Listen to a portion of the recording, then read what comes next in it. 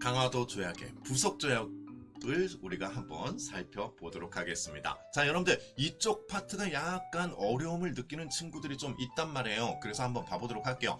강화도 조약의 부속 조약. 강화도 조약이 1876년 우리나라 최초의 근대적 불평등 조약이니까 실무진들이 만나서 이제 실무 협상을 한 거예요. 그 대표적인 조약이 조일 무역 규칙이 있죠. 또 하나 있죠. 조일, 수호, 조규, 부록이 있다. 자, 우리가 먼저 집중을 해보도록 하겠습니다. 조일 무역 규칙에 한번 집중을 해보도록 할게요. 1876년 강화도 조약의 부속 조약이다. 자, 이거 기억나실까? 조일 무역 규칙 하면 제가 이렇게 얘기를 했죠. 조일 무역 규칙은 무조건 산무. 자, 여러분들 이 산무가 뭐겠습니까? 산무는 제가 이거를 구성해봤어요. 무관세, 무항세, 그리고 진짜 약탈 많이 당한 무제한 쌀 유출. 그렇죠. 무관세, 무항세, 무제한 쌀 유출. 이것뿐 없어요. 조일 무역 규칙은요. 1876년.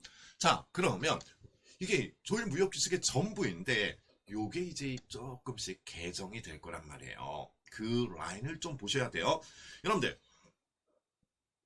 여기서 이 조일 무역 규칙에서 일본이 두 가지를 양보해요. 이따가 시간이 흐른 다음에 1883년 그럼 뭘 양보하는가? 야, 너희들 이제 우리는 무관세에서 조선 너희들 일부 관세를 매길 수 있어. 그래서 무관세를 양보해 주는 거예요. 자, 그 다음에 무제한 쌀 유출. 우리가 너무했지. 그러니까 뭐 하자. 그래, 너희들 무제한 쌀 유출을 막는 법령을 내세울 수, 그러니까 반포할 수 있어. 그러면서 무제한 쌀 유출을 두 개를 양보해 주게 됩니다.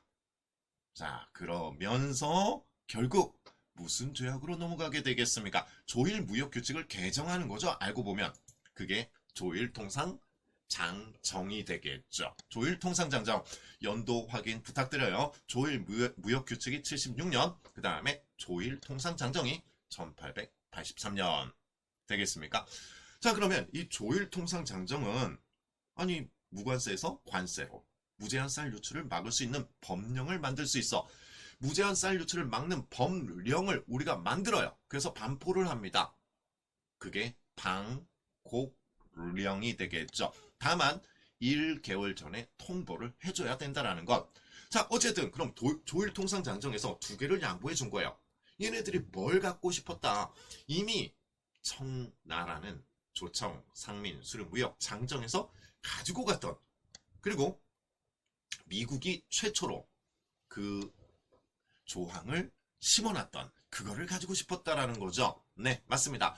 요 두 개를 양보하면서 일본은 요거를 가져가게 된다라는 것. 이게 최혜국 대우가 되겠죠. 여러분들, 요게 끝이에요. 요게 그래서 조일 무역규칙, 조일통상 장정, 조일통상 장정으로 1883년 최혜국 대우를 가져갔다. 그러면서 최고의 혜택을 받는 국가가 되었고 내지 통상권을 가져간다라는 거죠. 이미 청나라 상인은 한성에 와서 장사를 하고 있었습니다. 조청상민수령 무역장정의 결과. 그러니까 이 조일통상 장정의 결과 일본도 최혜국 대우를 가졌기 때문에 한성에 와서, 서울에 와서 장사를 할 수 있게 되었다. 그래서 최혜국 대우 내지 통상권 획득 이렇게 가져가시면 좋겠습니다. 제가 이 어줍잖은 요 박스랑 이거를 구상하는데 너무 오래 걸렸어요. 한 번 더 보고 싶지만 지루해지니까 보진 않겠습니다. 자, 이해됐죠? 그 다음에 우리가 조일 무역 규칙을 봤으면 그 부속 조약에 또 다른 하나가 있잖아요. 요거를 보도록 하겠습니다. 조일, 수호, 조규, 부록 이렇게 한번 보도록 할게요. 조일, 수호, 조규, 부록. 자, 그러면 일단 보면요. 내용부터 한번 보도록 하겠습니다. 일본인 긴급 사태 때 내지 여행 허용. 자, 요거는 제가 실제 문풀 시간에나 조금 하는 거예요. 최근 트렌드에는 출제가 되진 않고 있습니다. 다만 모의고사 같은 때는 이렇게 출제가 된다는 것. 그래서 일본인들이 긴급 사태 때 내지 안쪽으로 여행이 허가가 된다라는 것. 그리고 나중에 조일, 수, 조규, 소기역에서는요, 이게 확대가 돼요. 그런 것들은 나중에 일이고 지금은 여기에 집중할게요. 자, 그 다음에 공문, 사송, 편의, 제공 이런 것들은 필요 없습니다. 여러분들이 중요하게 다뤄줘야 되는 건 요거예요. 일본 화폐 사용이 허용이 된다라는 것. 네, 맞습니다. 개항장에서 일본 화폐 사용이 허가가 된다라는 것. 자, 보세요. 제가 강의 중에는 말씀드리지 않은 부분들을 여기서 약간씩 말씀드릴 텐데, 아니 그럼 개항장에서 일본 화폐 사용할 수 있지 않냐? 그게 우리나라 입장에서 뭐가 손해인가? 라는 생각을 하실 수도 있을 것 같아요. 그런데 이미 일본에서 통용되지 않는 화폐들이 있겠죠. 일본도 막 화폐 개혁을 많이 진행한단 말이에요. 그럼 일본에선 사용할 수 없는 돈들이에요. 그런데 그런 돈이 우리나라에서 사용이 되는 거예요. 그러면 이거는 경제적 수탈과 관련이 있겠죠.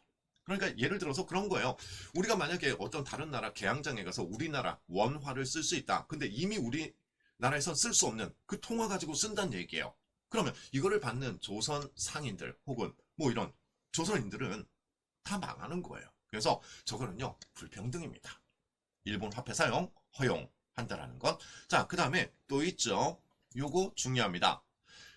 부산 일본인 간행 이정을 심리로 한정을 한다라는 거.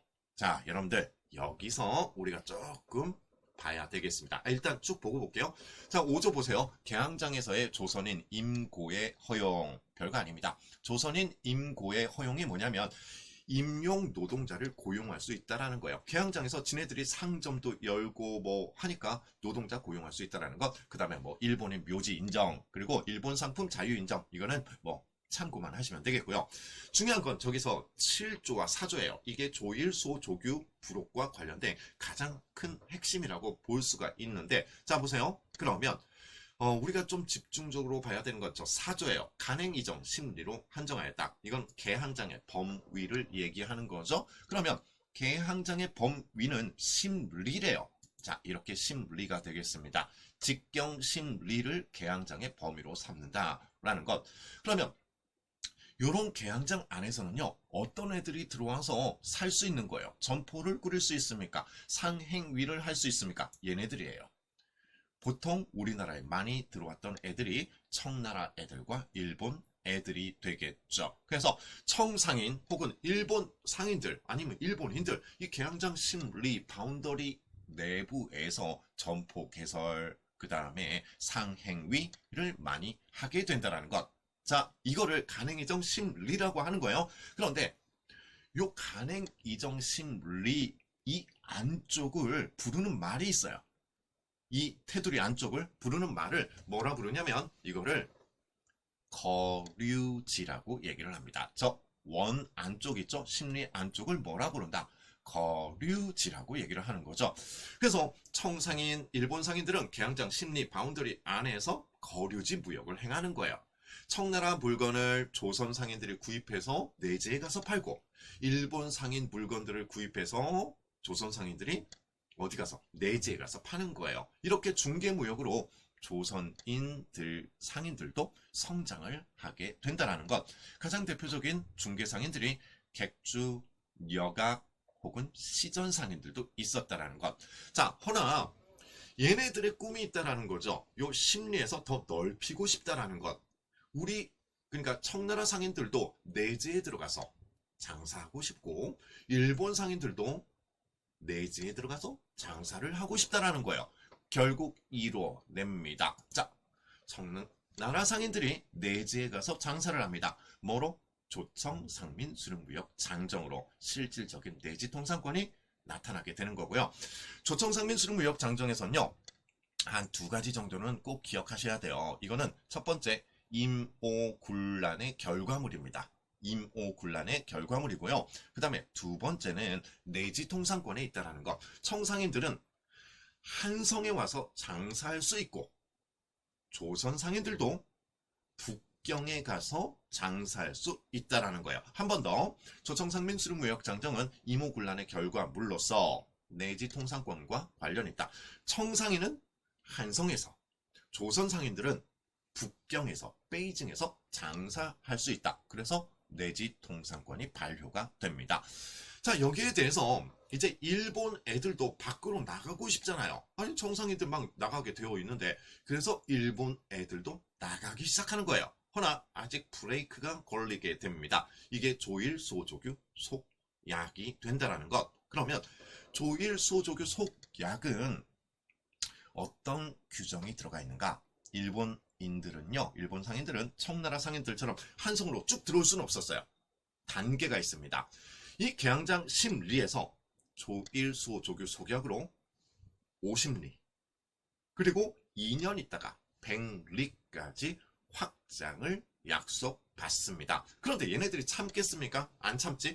그래서 우리가 앞전에서 다뤘던 뭐로 인해서 조일, 통상, 장정 1883년 조일, 통상, 장정으로 인해서 결국 걔네들도 최애국 대우를 받으면서 내지 통상권이 반려가 된다라는 거죠. 네. 자, 여러분들, 요 내용이 강화도 조약의 부속 조약적인 내용이 되겠습니다. 어떻게 좀 이해되셨죠? 네. 뭐, 이거 이해될 거예요. 아무래도 이제 한 번 듣고 두 번 듣는 건 워낙에 좀 다른 일이니까. 그래요? 그러면 여러분들, 이런 류의 문제는 어떻게 나오는지 한번 봐볼까요? 봐보죠. 자, 보세요. 기억, 디귿에 대한 설명으로 옳은 것을 고르시오. 기억, 디귿에 대한 설명. 운용 사건으로 조선은 일본과 조일수호조규, 강화도 조약의 다른 이름이었죠. 몇 달 후에는 부속 조약으로 조일수호조규 부록과 조일무역규칙을 약정하였다. 자, 그러면 눈으로 먼저 푸시는 분들도 있을 겁니다. 한번 봐볼게요. 같이 보죠. 자, 1번 기억, 강화도 조약 얘기하는 거예요. 기억은 개항장에서 일본 화폐 유통을 허용하였다. X가 되겠죠. 일본 화폐 유통 허용은 조일, 수호, 조규, 부록이 될 거고. 그렇죠? 그 다음에 2번 일본국 항해자가 조선의 연해를 자유롭게 측량하도록 허가했다. 해안 측량권은 강화도 조약이 되겠죠. 강화도 조약, 다른 말로 조일수 조규. 자, 그 다음에 3번 일본 정부 소속의 선박에는 항세를 면제하였다. 무항세가 들어오네요. 조일 무역규칙은 3무, 무관세, 무항세, 무제한 쌀 유출. 그래서 몇 번이 정답? 3번이 정답이 되겠습니다. 엄청 쉽죠? 그럼 4번 볼게요. 기니디. 일본인 범죄자에 대한 영사 재판을 허용하는 조항이 들어있다. 모두 들어있다. 아니에요. 영사 재판을 허용하는 조항은 우리가 한 곳에서만 다뤄집니다. 어디서? 기억, 조일, 수호, 조교, 다른 말로 강화도 조약에서 다뤄지게 되겠죠. 네, 아니 여러분들 이런 류의 문제입니다. 이런 류의 문제니까 절대 어려워하지 않으셨으면 좋겠습니다. 아시겠죠? 뭐 이게 강화도 조약의 부속 조약 우리 두 가지를 살펴봤습니다. 하나는 산무, 조일, 무역, 규칙, 또 하나는 조일, 수호, 조규, 불호. 이런 조약이 어떻게 변화되는지까지도 우리가 이번 파트에서 살펴봤어요. 네, 뭐 잘 이해되지 않을까 싶습니다. 오히려 또 이렇게 하니까 더 여러분들 뭐 리마인드도 되고 또 좋네요. 예. 그래서 앞으로도 계속 이런 어떤 라이브는요 계속 진행해 보고자 합니다. 자, 그래서 강화도 조약의 부속 조약 이쯤 마무리 지어 보도록 하겠습니다. 자, 뭐 질문 있으신가요? 문제 어때요? 문제가 어렵진 않죠. 그죠? 네. 저 문제도 조금 까다로운 문제를 제가 가지고 온 거예요. 여러분들, 에이, 쉬운 문제만 가져왔지. 아니에요. 그냥 일반적인. 그리고 이 2-2 문제는요, 좀 까다로운 문제였어요. 실질적으로도. 그래서 여러분들 충분히 극복이 가능하지 않을까 싶습니다. 자, 뭐 질문 없으시죠? 질문 없으시면, 아이고, 잘못 눌렀네. 아, 순서에서 속약, 조청, 조율, 통상 맞나요? 네, 맞아요. 근데 지금 질문 주신 게 조일수호 조교 속약, 그 다음에 조청상면주름 무역장정, 그 다음에 조일통상장정이 맞는데 요게 순서 문제로 나오진 않더라고요.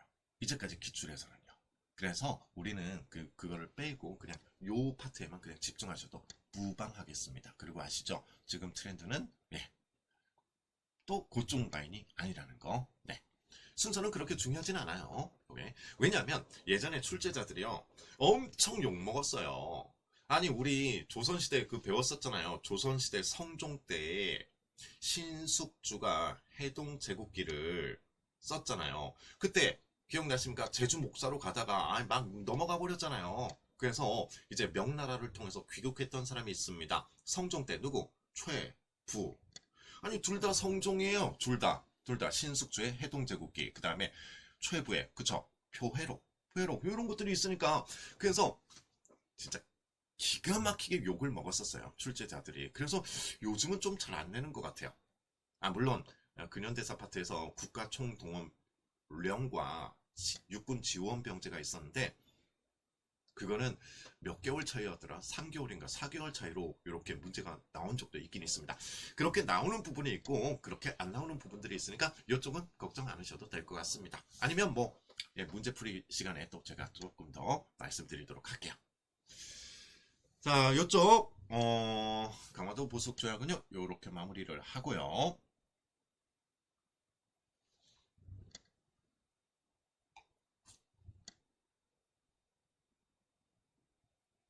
음, 음. 조일수 조교가 강화도 조약이라고 하셨는데 부록과 속약을 어떻게 할 수 있을까요?